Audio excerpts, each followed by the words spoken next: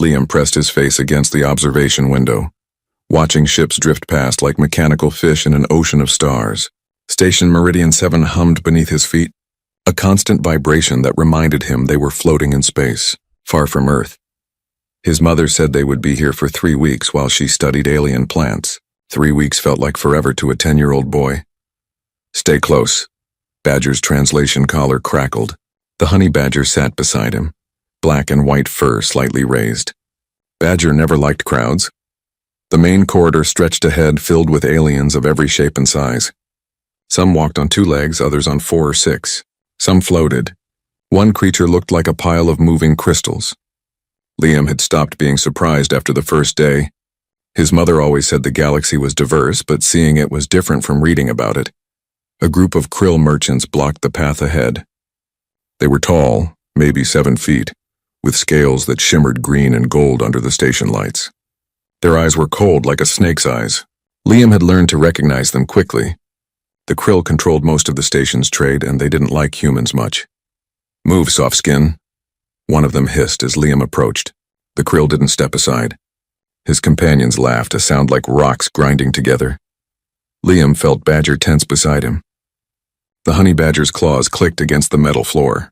Liam put his hand on Badger's head, fingers sinking into the coarse fur. "It's okay," he whispered. He walked around the krill, keeping his eyes down. His mother taught him that. Don't make trouble. Humans were new to the Galactic Union, only 15 years since first contact. They were still proving themselves, still earning respect. Making enemies wouldn't help. The krill laughed again as Liam passed. One of them said something in their language, and the others joined in. Liam's cheeks burned, but he kept walking. Badger growled low in his throat, barely audible. But Liam felt it. They reached the market sector where his mother worked. Dr. Rebecca Carter stood at a research station, examining a plant with purple leaves that seemed to pulse with light. She looked up and smiled when she saw Liam. "How's my explorer doing?" she asked. "Good," Liam said. He didn't mention the krill. She had enough to worry about. "I'll be another few hours here. Why don't you and Badger explore the hydroponics level? Just stay in the public areas." She handed him a credit chip. "Get yourself something to eat." Liam nodded and headed toward the lifts with Badger at his heels. The honey badger looked relaxed now, away from the krill. People often stared at Badger. Most aliens didn't understand why humans brought animals into space. They used robots and drones for companionship. The idea of keeping living creatures as friends seemed strange to them, even primitive. But Badger wasn't just a pet. He was part of Earth's Enhanced Species program. Scientists had given him increased intelligence and small cybernetic implants that let him understand multiple languages. The translation collar turned his sounds into words. He couldn't speak like a human, but he could communicate basic ideas. More importantly, the program enhanced his natural abilities. Badger was stronger, faster, and tougher than a normal honey badger. And normal honey badgers were already known as one of Earth's most fearless animals. The hydroponics level was quieter. Plants from a dozen worlds grew under specialized lights. Liam found a bench near a garden of Earth vegetables and sat down. Badger jumped up beside him, sniffing the air. The smell of tomatoes and basil reminded Liam of home. "You miss Earth?" Liam asked. "Home good," Badger's collar translated. "But boy here." "So Badger here." Liam smiled and scratched behind Badger's ears. They had been together for 3 years since Liam was 7. His father had arranged it before he died, knowing that Rebecca's work would take them to dangerous places. A honey badger guardian seemed like an odd choice to most people, but Liam's father had done his research. Honey badgers bonded deeply with their chosen people. They were smart, brave, and absolutely loyal. Once a honey badger decided you were family, nothing in the universe would make them abandon you. A commotion drew Liam's attention. Across the hydroponics garden, 3 krill enforcers surrounded a small alien merchant. The merchant looked like a purple frog, barely 3 feet tall. One of the krill held him by the collar of his vest. "You owe Overseer Drath," the krill enforcer said. "Payment is due." "I paid last week," the merchant croaked. "I have receipts." "Then you owe for this week." The krill shook him. "And next week. And the week after." The other visitors in the hydroponics level looked away. Nobody wanted trouble with the krill. Station security rarely interfered in their business. Meridian 7 was far from Union headquarters, and the krill had power here. Badger stood on the bench, every muscle tight. A low growl built in his chest. Liam grabbed his collar. "No," Liam whispered. "We can't." The krill struck the merchant, sending him sprawling into a planter. Soil scattered across the floor. The merchant curled into a ball, protecting his head with his arms. "Remember," the lead krill said. "Next time we won't be so gentle." They walked away, laughing among themselves. The merchant slowly uncurled, checking for injuries. His eye was already swelling. No one helped him up. Everyone pretended they hadn't seen anything except Liam. He stood and walked over, offering his hand. The merchant looked up at him with surprise. "Are you okay?" Liam asked. The merchant took his hand, his skin cool and slightly damp. "You shouldn't have done that. The krill don't forget kindness to their victims. I just helped you up. That's more than anyone else did." The merchant brushed soil from his vest. "You're human, aren't you? I thought your kind was smarter than this." "What do you mean?" "I mean, stay away from the krill. Especially stay away from Sector 9, that's their territory and they don't like trespassers. A human child wouldn't last 5 minutes in there." The merchant looked at Badger with curiosity. "What is that creature?" "This is Badger. He's my friend. Strange friend, but I suppose humans are strange people." The merchant nodded to them both. "Thank you for your help. But please listen to my warning. Stay away from Sector 9. The merchant hurried away, disappearing into the crowd. Badger watched him go, then looked up at Liam. "Krill bad," the translation caller said simply. "Yeah," Liam agreed. "They are." He didn't know it yet, but within 24 hours he would learn exactly how bad the krill could be. And the galaxy would learn what happened when you threatened someone a honey badger had decided to protect. The ball bounced twice before rolling under a barrier marked with yellow warning strips. Liam watched it disappear into the corridor beyond, his heart sinking. It was the last gift his father had given him before the accident. A simple rubber ball, blue with white stars made to look like Earth from space. His father said it would remind him that no matter how far they traveled, home was always with them. Now it was rolling into Sector 9. "Ball gone," Badger said, sitting beside him. The honey badger could sense Liam's distress. "I know where it went," Liam said quietly. He looked at the warning barrier. Beyond it, the corridor lights shifted to a reddish tint. That was krill territory. The merchant's warning from yesterday echoed in his mind. Stay away from Sector 9. But it was just a ball. He could run in, grab it, and run back out. The krill wouldn't even notice. They were probably busy with their business, whatever that was. It would take 30 seconds, maybe less. "Bad idea," Badger growled. The honey badger paced back and forth, agitated. His instincts were screaming danger. "I'll be quick," Liam said. He ducked under the barrier before he could change his mind. The corridor felt different immediately. Colder. The air had a sharp smell, like metal, and something else he couldn't identify. His footsteps echoed on the grated floor. The ball had rolled about 20 meters ahead, stopped against a wall. Liam could see it clearly under the red lights. He walked quickly, trying to stay quiet. The walls here were covered in krill markings, symbols he couldn't read. Probably warnings or claims of territory. He reached the ball and scooped it up, relief flooding through him. See, nothing to worry about. He turned to leave. 3 krill blocked the corridor behind him. They had appeared silently like shadows taking form. These weren't merchants. They wore dark armor with clan symbols etched into the plates. Enforcers. The one in the middle was massive, nearly 8 feet tall, with scars across his snout and arms. "Well," the big one said. His voice was deep, scraping against Liam's ears. "What do we have here? A soft skin in our territory." "I'm sorry," Liam said, holding up the ball. "This rolled in here by accident. I was just getting it back." The krill spread out, blocking any escape route. The big one stepped forward. Up close, he was terrifying. His scales looked like armor plating, and his claws could easily tear through flesh. His eyes were yellow with vertical slits, completely unreadable. "I'm Overseer Drath," he said. "You know what an overseer does, soft skin?" Liam shook his head, clutching the ball to his chest. "I maintain order. I make sure everyone knows their place." Drath leaned down, bringing his face level with Liam's. His breath smelled like sulfur. "And your place is not here." "I'm leaving," Liam said. He tried to step around them, but one of the other krill grabbed his shoulder, shoving him back. "Did I say you could leave?" Drath straightened up. "You trespassed. There are consequences for that." "He's just a child," a voice said from behind Liam. Relief surged through him. Someone was standing up for him. But when he turned, he saw Badger had followed him into Sector 9. The honey badger stood in the corridor, looking impossibly small compared to the krill. Drath and his enforcers stared at Badger for a moment, then burst into laughter. The sound was cruel, mocking. "The pet keepers bring their animals everywhere," Drath said. "What is that thing? Some kind of earth rodent?" "Badger, not rodent," the translation caller said flatly. This only made the krill laugh harder. Drath crouched down, studying Badger with amused contempt. "It speaks. Oh, this is wonderful. The soft skins think their little pets can protect them." "Please," Liam said. "We'll leave. We won't come back. Too late for that." Drath stood and faced Liam again. "You need to learn respect. Let me teach you what happens when lesser species forget their place."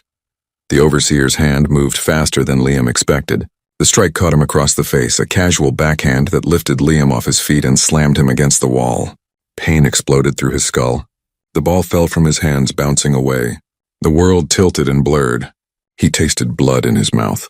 Liam slid down the wall, unable to stand. His cheek felt like it was on fire.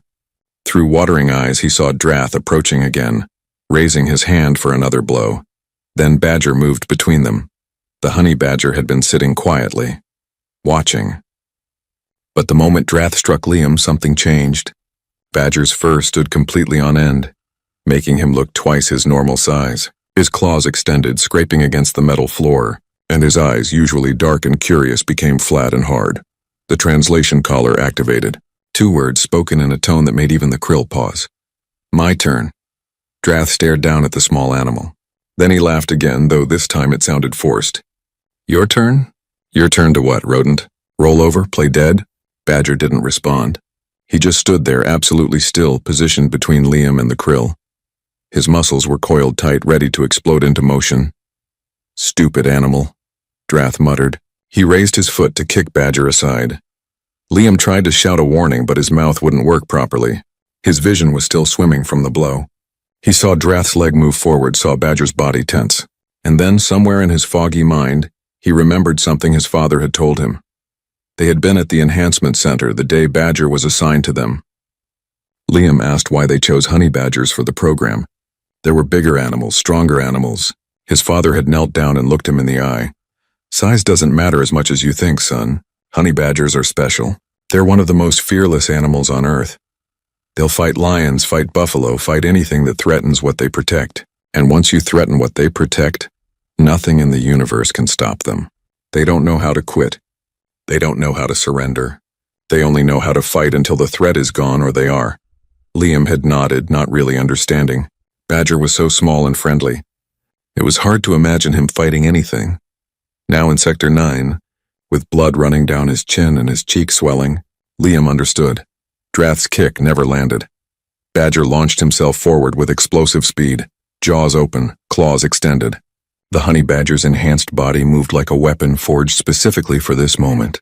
He hit Drath's leg below the knee, teeth sinking through scales and into the softer flesh beneath. Drath's scream echoed through the corridor, a sound of pure shock and pain. The mighty overseer staggered backward, trying to shake Badger off. But honey badgers had jaws that locked like a vice. Once they bit down, they didn't let go. The other 2 krill enforcers stood frozen, unable to believe what they were seeing. A creature barely 30 pounds was attacking their leader, and their leader was losing. Badger released Drath's leg and darted away before the overseer could grab him. Blood ran down Drath's scales. He roared in fury and pain, drawing a weapon from his belt, a plasma pistol glowing with deadly energy. "I'll kill that thing," Drath shouted, aiming at Badger. The other enforcers finally moved, drawing their own weapons. 3 armed krill against 1 small earth animal. It should have been over in seconds. But honey badgers had been surviving against impossible odds for millions of years. It was in their blood, in their bones, in every fiber of their being. And this particular honey badger had enhancements that made him faster, stronger, and smarter than any natural animal. As the plasma bolt started firing, Badger became a blur of black and white fur, moving with a speed and purpose that seemed impossible for something so small. Liam watched through dimming vision as his friend went to war. The first plasma bolt scorched the wall where Badger had been standing a fraction of a second earlier. The honey badger moved like liquid shadow, impossibly fast for something with such short legs. He zigzagged across the corridor floor, making himself a nearly impossible target. The second Krill enforcer fired, his shot going wide as Badger changed direction without warning. The third enforcer tried to anticipate the pattern, aiming ahead of Badger's movement. But there was no pattern. Honey badgers didn't think like prey animals that ran in predictable lines. They thought like predators, and predators were creative. Badger launched himself at the nearest enforcer, the one on the left. The Krill tried to swat him away, but Badger twisted in midair, latching onto the enforcer's arm. His enhanced claws, reinforced with a carbon titanium compound, punched through the light armor on the Krill's forearm. The enforcer screamed and dropped his weapon. "Get it off," the Krill shrieked, shaking his arm violently. Badger held on, riding the motion like he was designed for it. His teeth found the gap between armor plates and bit down on the tendon behind the Krill's elbow. Another scream and the enforcer's arm went limp. Badger dropped to the ground and immediately targeted the next threat. The third enforcer aimed carefully, finger tightening on the trigger. Badger didn't run away. He ran forward directly at the gun. The enforcer hesitated, confused by the suicidal charge. In that moment of hesitation, Badger reached him. The honey badger went for the ankles. It was a simple strategy but devastatingly effective. The enforcer toppled backward, his shot blasting harmlessly into the ceiling. Badger was on him before he hit the ground, claws raking across the Krill's face, aiming for the eyes. The enforcer rolled away, covering his head with his arms. That left Drath. The overseer had been watching, his yellow eyes wide with disbelief. He had seen combat before, had fought in clan wars, had killed enemies twice his size. But he had never seen anything fight like this small earth creature. It moved without fear, without hesitation, without mercy. Every action was focused on one goal: disable the threat. "Clever animal," Drath hissed. He holstered his plasma pistol and drew a curved blade from his back. "Let's see how you do against someone who knows how to fight." Badger turned to face him, blood on his muzzle, breathing hard but not tired. The translation collar crackled. "Protect boy." "Your boy is already broken," Drath said, gesturing at Liam. The human child was slumped against the wall, barely conscious. "Surrender now and I'll make your death quick." Badger's response was to charge. Drath was ready this time. He swung the blade in a wide arc, intending to cut the animal in half. But Badger dropped and slid across the smooth floor, passing under the blade. He crashed into Drath's legs, claws digging into the overseer's calves. Drath stumbled but didn't fall. He was too large, too well balanced. He spun and brought the blade down in a stabbing motion. Badger rolled aside, the blade sparking against the metal floor. Drath struck again and again, each blow missing by inches. The other two enforcers were trying to rejoin the fight. The one with the injured arm fumbled for a backup weapon. The one Badger had knocked down was getting to his feet, his face bleeding from claw marks. Badger saw them moving and made a calculation. He couldn't fight all three at once, not in open combat. He needed to end this quickly. His enhanced intelligence analyzed the situation in microseconds, coming to the same conclusion his natural instincts already knew. Take down the leader, and the others would break. He changed tactics. Instead of dodging Drath's next strike, Badger jumped directly at the blade. Drath's eyes widened in shock as the small animal seemed to commit suicide. But Badger twisted in midair, the blade passing through the space his body had occupied a moment before. He landed on Drath's extended arm and ran up it like a ramp, claws finding purchase in the scales. Drath tried to shake him off, but Badger was already at his shoulder, climbing toward his neck. The overseer dropped his blade and grabbed for the animal with both hands. His fingers closed on fur, but honey badger skin was famously loose. The skin shifted and slid, and Badger squirmed free, now on Drath's back. This was what honey badgers were built for. In nature, they climbed onto larger predators and attacked from positions of advantage. Lions, hyenas, even Cape buffalo had learned to fear the small black and white animals that could cling to their backs and bite with crushing force. Badger's teeth found the base of Drath's neck, just above the armor collar. He bit down hard. The overseer roared in pain and rage, spinning in circles trying to reach the animal on his back. Blood ran down his scales. He slammed himself backward into the wall, trying to crush Badger between his body and the hard surface. The impact would have killed a normal animal, but the enhancement program had reinforced Badger's bones and organs. He grunted from the impact but held on, biting deeper. Drath slammed into the wall again, harder this time, and again. The wall panels cracked under the force. On the fourth impact, Badger finally let go, dropping to the floor. Drath spun around, expecting to finish the stunned animal, but Badger wasn't stunned. He was already moving, targeting Drath's injured leg again. This time he went for the back of the knee where there was no armor. His teeth found the crucial tendons. Drath's leg buckled. The massive krill crashed to his knees, one leg completely useless. He grabbed for Badger with desperate hands, but the honey badger danced away, just out of reach. The other two enforcers finally moved to help their leader. But they were injured and hesitant. They had just watched a creature a fraction of their size bring down the most feared fighter in their clan. Their confidence was shattered. Badger didn't give them time to recover it. He darted at the one with the injured arm, the one he had bitten first. The enforcer raised his good arm to block, but Badger went low again, targeting the knee. A quick slash with reinforced claws, and the enforcer was on the ground, his leg unable to support his weight. The last enforcer standing backed away, raising his hands. "I yield," he said in the krill language. His translator unit rendered it in standard speech. "I yield." Badger stopped, watching him carefully. The enforcer kept backing away until he reached the corridor exit.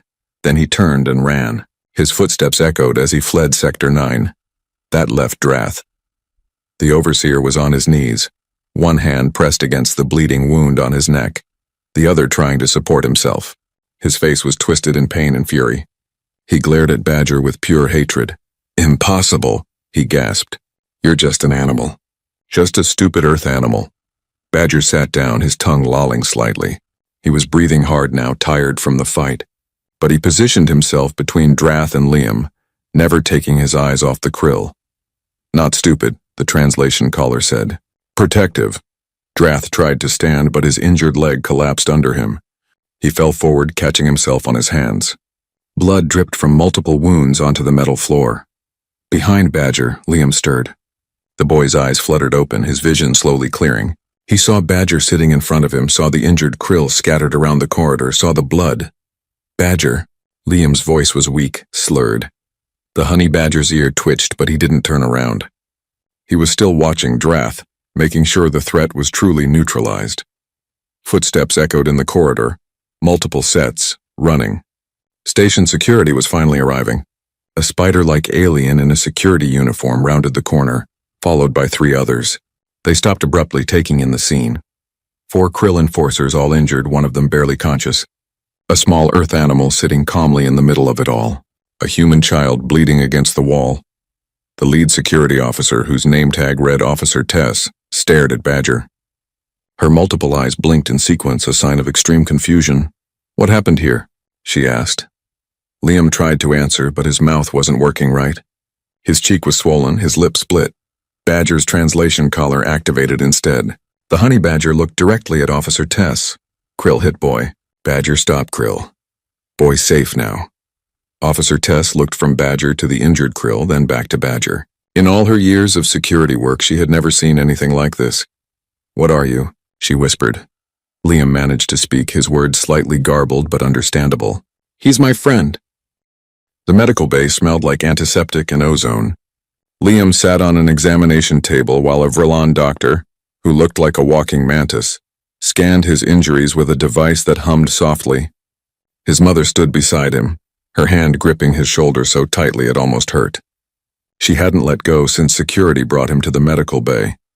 "The bone is not broken," the doctor said, her mandibles clicking as she spoke. "But the soft tissue damage is significant. He will have bruising for several days, and the cut inside his mouth will take time to heal. I recommend rest and pain medication." "Thank you, doctor," Rebecca said. Her voice was tight, controlled. Liam knew that tone. She was holding back anger, fear, and a dozen other emotions. Later, when they were alone, she would probably cry. But right now she was being strong for him. Badger sat on the floor beside the examination table, refusing to move. The medical staff had tried to take him to a different area for examination, but he had growled and planted himself next to Liam. Eventually, they gave up and scanned him where he sat. The results showed minor bruising but no serious injuries. Honey badgers had thick skin and dense muscle tissue. The enhancement program had made that even more pronounced. Officer Tess entered the medical bay, accompanied by 2 other security personnel. "I need to ask some questions," she said. Rebecca straightened. "My son was attacked. What questions could you possibly have?"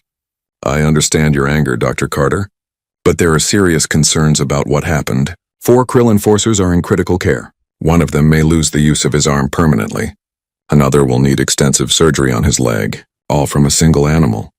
They hit my son first, Rebecca said coldly. Or did your investigation skip that part? Officer Tess's multiple eyes blinked in a pattern that suggested discomfort. The krill claim your son trespassed in Sector 9. They say they were defending their territory. From a 10-year-old child? Rebecca's voice rose slightly. He was retrieving a ball, a toy, and they attacked him for it.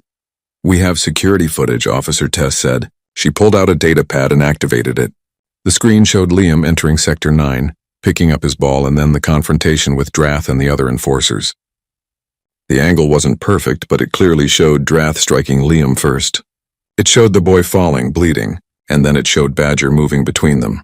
What followed was difficult to watch. The fight was brutal, efficient, and completely one-sided once Badger committed. The security footage captured every moment of the honey badger's assault on the krill enforcers. This is concerning, Officer Tess said quietly. Your animal is classified as a companion, not a weapon. But what I see here looks very much like a weapon. He was protecting Liam, Rebecca said. Any parent would do the same. I'm not questioning his motives. I'm questioning his classification. The Enhanced Species Program registered him as a low-threat companion animal. But these injuries suggest otherwise. Liam found his voice, though speaking hurt his swollen cheek. Badger didn't want to fight. He only did it because they were going to hurt me more. Officer Tess looked at him with something like sympathy. I believe you, but my beliefs don't matter. The krill are filing formal complaints with the Galactic Union Council. They want your companion classified as a dangerous weapon and confiscated. No. Liam tried to stand, but pain shot through his head and he sat back down. Badger immediately stood on his hind legs, front paws on Liam's knee, checking on him. Boy, okay? The translation caller asked. I'm fine, Badger. Officer Tess watched this interaction carefully. I can see the bond between you, but the law is complicated. When an animal causes this level of damage, there are protocols. The council will review the case. When? Rebecca asked. A representative from Earth's diplomatic corps is already on the way. Director Morris Hayes. He should arrive within 2 standard days. Until then, you and your son are confined to the human quarters for your own safety. The krill are very angry.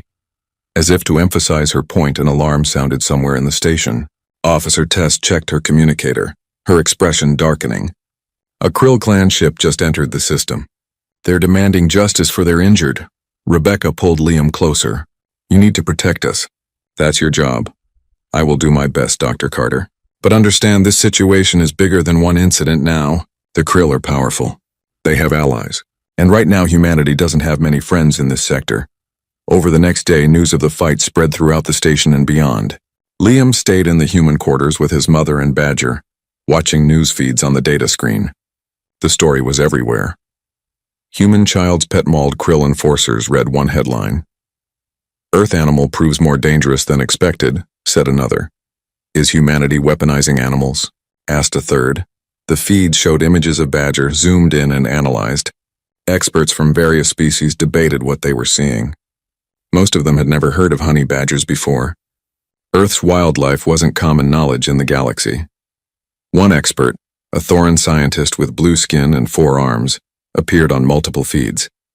The concerning aspect is that humans claim this is natural behavior, enhanced only slightly by their program. If this is true, what other dangerous species do they have on their planet? And why are they bringing them into space? Another expert, this one from a species that looked like a floating jellyfish, disagreed. We should not judge an entire species by one defensive action. The video clearly shows the krill attacked first. The animal was protecting its companion. That is admirable, not dangerous. But other voices were less sympathetic. A krill representative appeared, his scales dark with anger. Humanity must control their beasts or face consequences. We will not tolerate weapons disguised as pets on our stations and ships. The council must act. Liam watched these feeds with growing anxiety. Everyone was talking about Badger like he was a monster, a threat. But they hadn't been there. They hadn't felt the impact of Drath's hand, hadn't tasted their own blood, hadn't seen the overseer raising his hand for another strike. Badger had saved him. Why couldn't they see that? Don't read too much of that stuff, Rebecca said, turning off the data screen. It's just noise. Director Hayes will set things straight. What if they take Badger away? Liam asked. The thought made his chest tight with fear. They won't. I won't let them. But her voice lacked conviction. They both knew that if the Galactic Union Council ruled against them, there was nothing one human scientist could do about it. Badger seemed unconcerned by all the attention. He stayed close to Liam, sometimes sleeping beside him, sometimes sitting by the window watching ships come and go. The honey badger didn't understand politics or public opinion. He understood simple things: protect the boy, stay alert for danger, eat when hungry, sleep when tired. On the second day, Director Morris Hayes arrived. He was a tall man with gray hair and sharp eyes that missed nothing. He wore the formal uniform of Earth's diplomatic corps, dark blue with silver insignia. He met with Rebecca and Liam in their quarters with Badger sitting between them. Tell me everything, Hayes said. So they did. Hayes listened without interrupting, taking notes on a data pad. When they finished, he studied Badger for a long moment. This animal saved your life, he said to Liam. Yes, sir. And now they want to take him away and probably terminate him. Liam felt tears burning his eyes but refused to let them fall. Yes, sir. Hayes nodded slowly. Well, we can't let that happen. The hearing is tomorrow. I've prepared a defense, but I need you both to be strong. The Krill will try to paint this as human aggression. We need to show the truth. What do you need us to do? Rebecca asked. Just tell the truth. And let me handle the politics. Hayes stood and straightened his uniform. I've been studying Earth's wildlife since I heard about this incident. I think I have an approach that might work, but it's going to surprise some people. Will it work? Liam asked. Hayes smiled, but it didn't reach his eyes. Honestly, I don't know. But I promise you this. I will do everything in my power to protect Badger. Because if we lose this fight, we lose much more than one animal.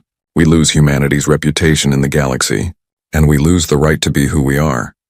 That night, Liam couldn't sleep. He lay in bed with Badger curled up beside him. The honey badger's steady breathing a comfort. Tomorrow, a group of aliens would decide Badger's fate. They would look at the footage, read the reports, and make a judgment. Liam just hoped they would see what he saw. Not a weapon, but a friend who refused to let him get hurt. Badger? He whispered in the darkness. The caller translated the questioning sound. Thank you for saving me. Badger shifted position, pressing closer to Liam's side. Always protect, boy. That is Badger's job. Liam closed his eyes, trying not to think about tomorrow, trying not to imagine a future without his friend. The council chamber felt enormous. Liam sat in a chair that was too big for him, his feet barely touching the floor. His mother sat to his left, Director Hayes to his right. Badger lay at his feet, calm and still. Around them, the chamber curved in a semicircle with raised platforms where representatives from different species sat in judgment. Liam counted 12 representatives: a Vrillon, a Thorin, 3 others he didn't recognize, and 6 Krill. The Krill representatives sat together, their scales gleaming under the chamber lights. They looked angry. One of them was Drath himself, his neck bandaged, his leg in some kind of support brace. He stared at Liam with pure hatred. Officer Tess stood at a podium in the center of the chamber. As head of station security, she would present the facts of the case. She activated a holographic display, showing the security footage from Sector 9. 3 days ago, a human child entered Krill territory to retrieve a personal item. Tess began. Her voice echoed in the large space. He was confronted by Overseer Drath and 3 enforcers. The encounter became violent. The hologram showed everything: Liam picking up the ball, the Krill surrounding him, Drath striking him. Liam's mother gripped his hand tightly as they watched him fall. Then the footage showed Badger's counterattack. The representatives watched in silence. Some leaned forward, studying the footage carefully. Others sat back, their expressions unreadable. When the footage ended, Tess continued. The result was 4 injured Krill enforcers and 1 injured human child. The question before this council is whether the human's companion animal acted in legitimate defense, or whether this was an unprovoked attack by a dangerous weapon. A Krill representative stood.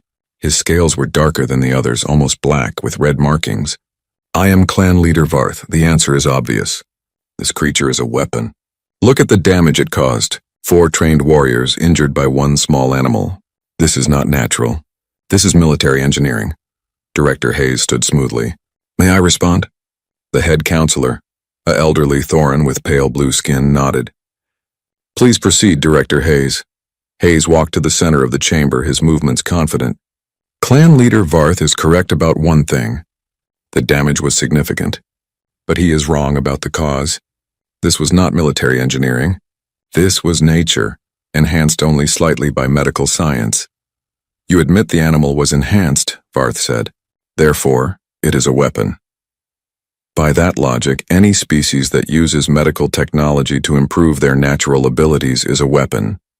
The Thorin longevity treatments, Frilon optical enhancements, your own krill strength supplements. Are these weapons? Varth's scales rippled with irritation. Those are medical treatments, not attack modifications. And Badger's enhancements are also medical in nature. Improved healing, slightly increased strength, cognitive enhancement to allow communication. These modifications don't make him a weapon. They make him a better companion. Another krill representative stood, but the footage shows aggressive behavior far beyond normal animal responses. Hayes nodded. Because you don't understand honey badgers. Let me educate you. He activated his own holographic display. Images of Earth appeared, showing various ecosystems. Then the images focused on a small black and white animal in the African savanna. This is a honey badger in its natural habitat, unmodified, completely natural. Watch, the hologram showed footage of a honey badger confronting a lion. The lion was easily 20 times the badger's size, with massive claws and teeth. The honey badger didn't run. It charged, hissing and growling. The lion surprisingly backed away. More footage followed. Honey badgers fighting hyenas, raiding beehives despite thousands of stinging insects, digging through concrete-hard termite mounds. In every clip, the small animal showed absolute fearlessness. Honey badgers are known on Earth as one of the most fearless animals in existence, Hayes explained. They have thick skin that resists bites and stings. They have powerful jaws and claws, and most importantly, they have a temperament that refuses to back down from any threat. They're so fierce that the Guinness Book of Records once listed them as the most fearless animal on Earth. The representatives were watching the footage with clear fascination. Even the krill seemed surprised. Hayes continued. The enhancement program didn't create this behavior. We just gave Badger the ability to communicate and slightly improved his natural abilities. Everything else, everything you saw in that footage is pure honey badger nature. This is meant to reassure us? Varth demanded. You're saying Earth naturally produces creatures this dangerous? Earth produces many dangerous creatures, Hayes said calmly. He changed the hologram to show different animals. These are called orcas. They hunt in packs and can kill whales larger than most spacecraft. These are saltwater crocodiles with bite force that can crush bone like soft fruit. These are Cape buffalo, known for killing more humans than any other large animal in Africa. This is a poison dart frog, whose skin contains toxins that can kill hundreds of people.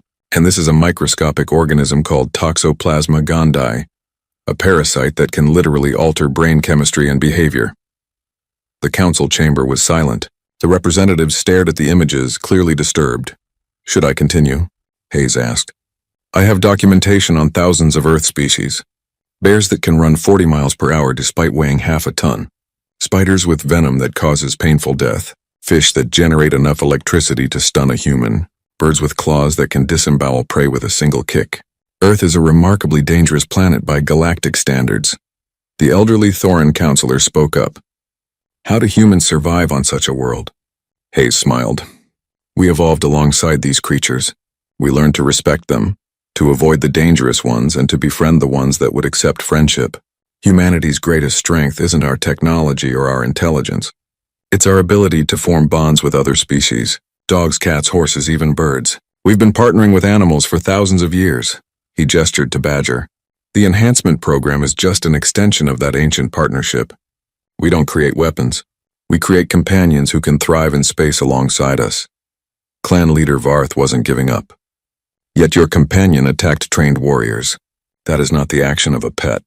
No, Hayes agreed. It's the action of a protector. Let me ask you something, clan leader. If someone struck your child, what would you do? Varth's scales darkened. I would defend my child. With violence? If necessary. Even against multiple opponents? Varth hesitated. Yes. Then how is Badger different? He saw his companion, his family, attacked. He defended him. That's not weapon behavior. That's family behavior. The counselor raised a hand for silence. I would like to hear from the child. Liam Carter, please approach. Liam's heart pounded as he stood. His mother squeezed his hand before letting go. He walked to the center of the chamber on shaky legs, very aware of all the eyes watching him. Badger started to follow, but Liam signaled him to stay. The honey badger sat reluctantly, watching his every move. Liam, the counselor said kindly, tell us about Badger. How long have you known him? Liam's voice came out small at first. 3 years. Since I was 7. And why do you have him? My dad got him for me. Before my dad died, he said I needed someone to protect me while Mom worked in dangerous places. Has Badger ever hurt anyone before? No, sir, never. He's friendly with everyone.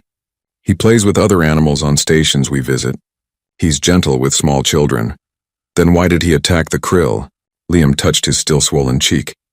Because they hit me. Overseer Drath hit me so hard I couldn't stand up. He was going to hit me again. Badger was just protecting me. The counselor looked at Drath. Is this true? Did you strike the child first? Drath's scales rippled. He trespassed. That's not what I asked. He needed to learn respect. By being beaten? The counselor's voice hardened. He is a child. A soft-skinned child, Drath muttered. The word hung in the air. Several representatives shifted uncomfortably. The prejudice was obvious. Director Hayes spoke up. And there it is. The real issue. Not whether Badger is dangerous, but whether humans deserve equal protection under union law. The krill see humans as soft, as weak, as lesser. They thought they could hurt a human child without consequences. Clan leader Varth stood angrily. That is not what this hearing is about. Isn't it? Hayes challenged. If Liam had been Thorin or Vrylan or even Krill, would Drath have struck him? Or is it only human children who can be beaten for the crime of retrieving a ball? The council erupted into arguments. Representatives were talking over each other, some agreeing with Hayes, others defending the krill. The counselor called for order, but it took several minutes for the chamber to quiet down. Finally, the counselor spoke. We will take a recess to discuss this matter. Liam, you may return to your seat. Liam walked back to his mother, his legs feeling weak. She pulled him into a hug. Badger immediately jumped onto his lap, licking his face. You did great, Hayes whispered. But Liam could see the krill representatives arguing among themselves. Drath was gesturing angrily, his bandaged neck visible. This wasn't over. The council deliberated for 2 hours. When they finally returned, the counselor's expression was grave. This council has reached a decision, he said. Based on the evidence presented, we find that Badger acted in legitimate defense of his companion. The Enhanced Species Program is not in violation of Union weapons restrictions. Relief flooded through Liam. His mother let out a breath she'd been holding. Hayes nodded with satisfaction, but the counselor wasn't finished. However, we require new protocols for enhanced animals. They must be registered and monitored, and there will be consequences for Overseer Drath's actions. Drath stood. What consequences? You struck a child under Union protection. You escalated a minor trespass into violence. You are hereby removed from your position and banned from enforcement duties. Drath's roar of fury echoed through the chamber. The other krill representatives tried to calm him, but he shook them off. This is not over, Drath snarled, looking directly at Liam. The clans will not forget this insult. As if emphasizing his words, alarms began blaring throughout the station. The alarm's wail cut through the council chamber like a knife. Officer Tess checked her communicator, her multiple eyes widening in alarm. We have 15 krill warships surrounding the station, she announced. They're demanding we hand over Liam Carter and his animal or they'll open fire. Panic rippled through the chamber. Representatives stood, talking urgently into their own communicators. The elderly Thorin counselor raised his hands for calm, but no one was listening. How long until they attack? Director Hayes asked, his voice cutting through the noise. They've given us 1 hour, Tess replied, but our defenses can't hold against that many ships. We're a trading station, not a military base. Clan leader Varth stood, his dark scales gleaming. My people are within their rights. The council's decision is an insult to krill honor. Hand over the human and his beast and there will be no bloodshed. Absolutely not, Hayes said firmly. We don't surrender children to satisfy someone's wounded pride. Then everyone on this station will die for your stubbornness, Varth shot back. Liam felt his mother's arms tighten around him. Badger growled low in his throat, sensing the tension. This was his fault. He had just wanted his ball back. Now thousands of people were in danger because of him. "I'll go," Liam said quietly. "If it stops them from hurting everyone else, I'll go." "No." Rebecca's voice was sharp. "I won't let you sacrifice yourself." Hayes knelt down in front of Liam. "Neither will I, and neither will Earth. We have a ship incoming." "The ESS Defiance." "They'll be here in 40 minutes. One ship against 15? Varth laughed. "Your human arrogance knows no bounds." "We'll see," Hayes said. He stood and addressed the council. "I request permission to make a broadcast to the Krill fleet." The counselor hesitated, then nodded. "Granted. But make it quick. We're running out of time." Hayes walked to the communication podium. Officer Tess patched him through to the Krill ships and to every screen on the station. Hayes's face appeared on displays throughout Meridian 7. "I am Director Morris Hayes of Earth's Diplomatic Corps," he began. "I'm speaking to the Krill fleet and to everyone watching. You want to know if humans are dangerous? If our animals are weapons? Let me show you something." He activated a data stream, sending information to every ship and every screen. Holographic displays flickered to life, showing detailed biological scans and documentation. "These are the specifications for various Earth species," Hayes explained. "Not enhanced. Not modified. Just natural evolution. I showed you honey badgers earlier. Now let me show you the rest." The display showed a great white shark, its massive jaws opening to reveal rows of teeth. This creature can smell blood in the water from miles away. It has electrical sensors that can detect heartbeats. It can bite with a force of 4,000 pounds per square inch. The image changed to a grizzly bear. This animal can run 30 miles per hour and has claws 5 inches long. It can decapitate prey with a single swipe.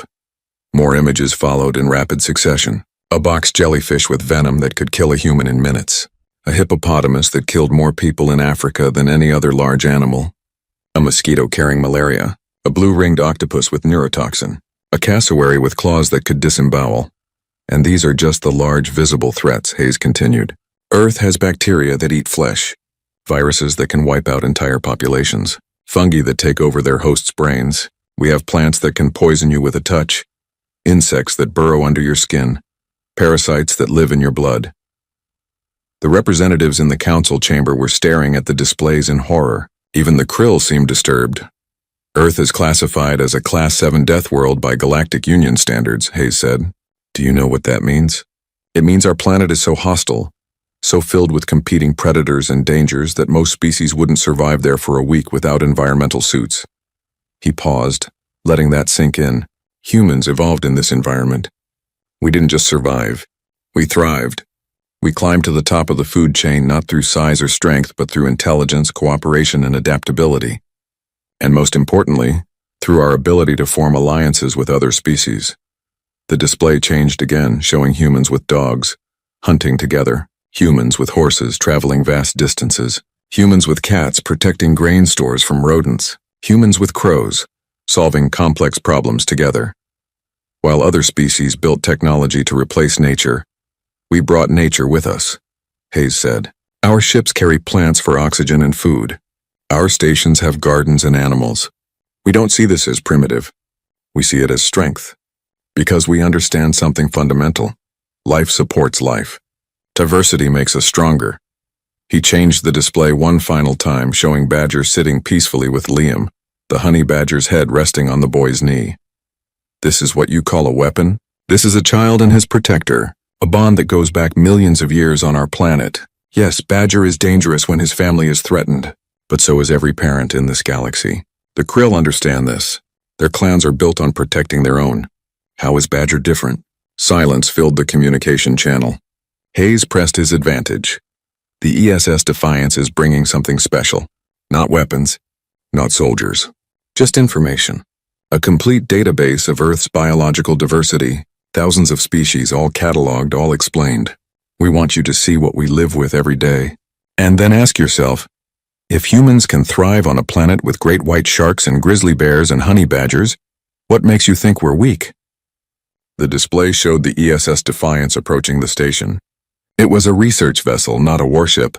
Its hull was painted with images of Earth's wildlife, a declaration of pride in humanity's dangerous home. We're not hiding our nature anymore, Hayes said. Earth is a death world. Its animals are dangerous, and humans are the species that learn to live alongside them, to befriend them, to protect them. If that makes us terrifying, then so be it. But understand this, we don't start fights. We finish them. He looked directly into the camera. Clan leader Varth, you have a choice. You can attack this station and kill thousands of innocent people over a matter of pride, or you can recognize that your enforcer was wrong, that he struck a child under Union protection, and that the consequences he faced were just. Choose wisely. The communication channel went silent. Everyone waited, watching the krill ships on their scanners. The minutes ticked by slowly. 30 seconds. 1 minute. 2 minutes. Finally, a response came through. But it wasn't from Varth. It was from a different krill, one whose scales bore the markings of high rank. I am Grand Clan Leader Sethis. I speak for the Krill High Council, not just one clan.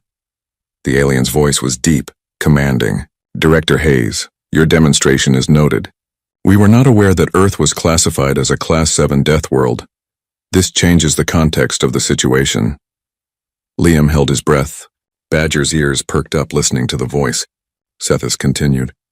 The Krill respect strength. We respect those who survive against impossible odds, and we respect those who protect their own. Your speech about humans befriending dangerous creatures is persuasive, but there is one thing you said that resonates most deeply. What's that? Hayes asked. You said you don't start fights. You finish them. That is the Krill way as well. Overseer Drath started this fight by striking an unarmed child. The honey badger finished it. In this we see honor, not insult. Varth stood in the council chamber, his scales rippling with anger. Grand Leader, this is not...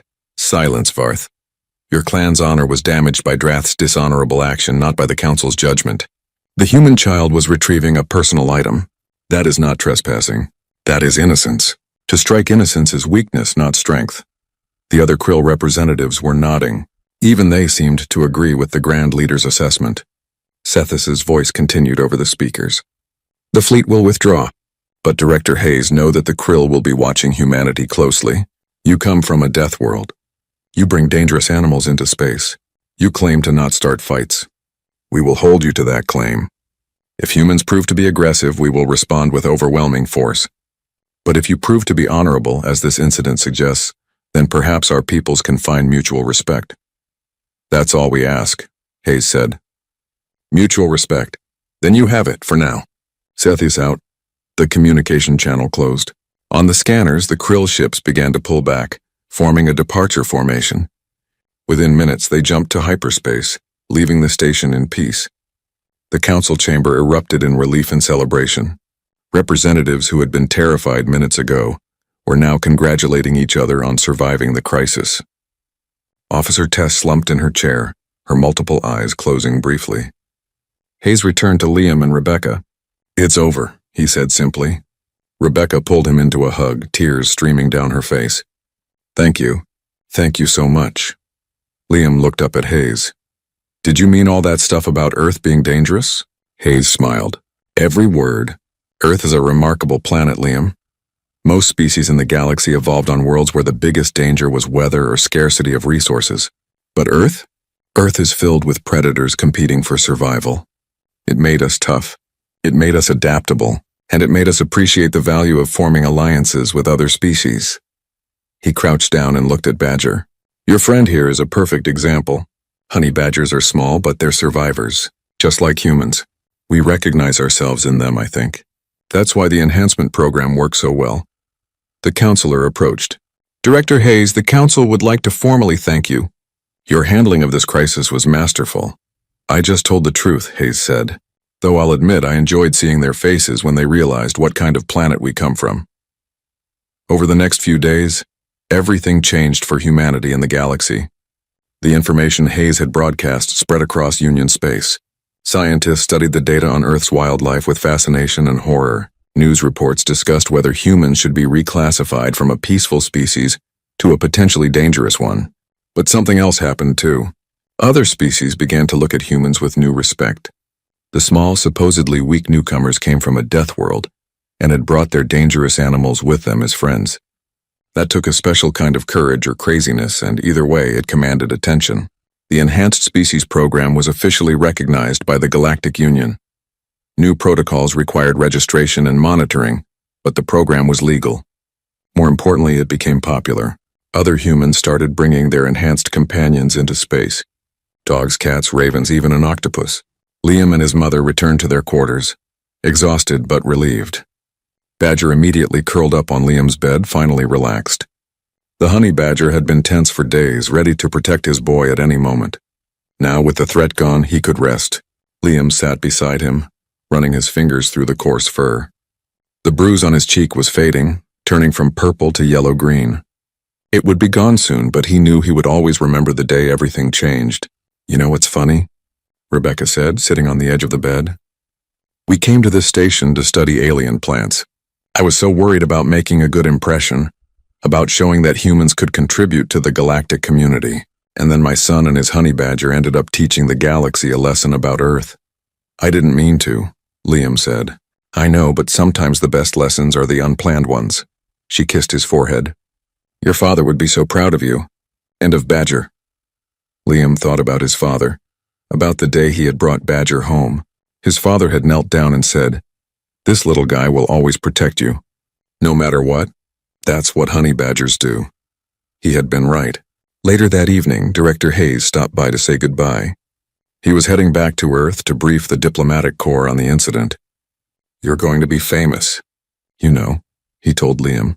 "The boy and his honey badger who taught the galaxy about Earth. News crews are already asking for interviews." "I don't want to be famous," Liam said. "I just want to be left alone with Badger." Hayes laughed. "Fair enough. But you should know this incident changed things. The Galactic Union is reassessing how they view humanity. We're not the weak newcomers anymore. We're the species from the death world who brings their predators as friends."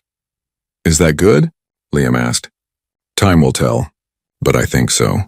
Respect is better than pity, and fear, properly managed, can prevent conflicts before they start." Hayes reached down and scratched behind Badger's ears. "Take care of this guy. He's special." "I will." After Hayes left, Liam lay down beside Badger. The honey badger opened one eye, checking on him, then closed it again. "Badger?" Liam whispered. "Why did you fight them? You could have been hurt. You could have died." Badger was quiet for a moment. Then his translation collar crackled to life. "Boy is Badger's family." "Family protects family. Always, that is the way. Even against bigger enemies? Especially against bigger enemies. Size does not matter, only protecting what matters." Liam smiled and closed his eyes. Outside the window, stars drifted past as the station continued its eternal orbit. Ships came and went, bringing aliens from across the galaxy. Some of them looked at humans differently now, some with fear, some with respect, some with curiosity. But none of them would ever again make the mistake of thinking humans were weak, because Earth was a death world, and humans had evolved alongside some of the most dangerous creatures in the galaxy. And now, thanks to one boy and his honey badger, everyone knew it. Far away in Earth's diplomatic offices, planners were already discussing the implications. If a honey badger could command this much respect, what would happen when the galaxy learned about the other animals humans were enhancing? What would they think of enhanced wolves or enhanced eagles or enhanced dolphins with their incredible intelligence? But those were questions for another day. For now, Liam Carter slept peacefully, his faithful guardian beside him. And in the Krill territories, clan leaders gathered to discuss this new information about humanity and their dangerous world. The balance of power in the galaxy had shifted, just slightly, not through weapons or war, but through the simple demonstration of nature's power and humanity's unique relationship with it. Somewhere in the station, Liam's blue ball sat on a shelf, a reminder of the day everything changed, the day a simple game turned into a galaxy-wide revelation. The day they struck the human child and his honey badger growled, "My turn."